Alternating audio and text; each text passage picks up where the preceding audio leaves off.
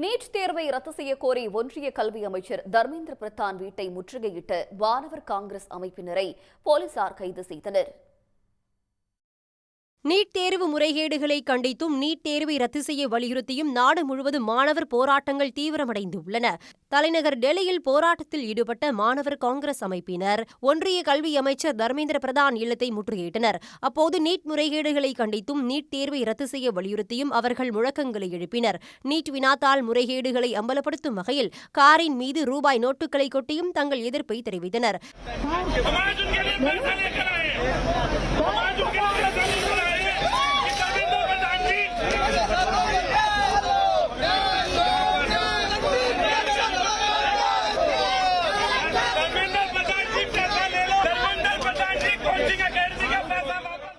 இதையடுத்து ஒன்றிய கல்வி அமைச்சர் தர்மேந்திர பிரதான் வீட்டை முற்றுகையிட்டு போராட்டத்தில் ஈடுபட்ட மாணவர் காங்கிரஸ் அமைப்பை சேர்ந்தவர்களை டெல்லி போலீசார் கைது செய்தனர்.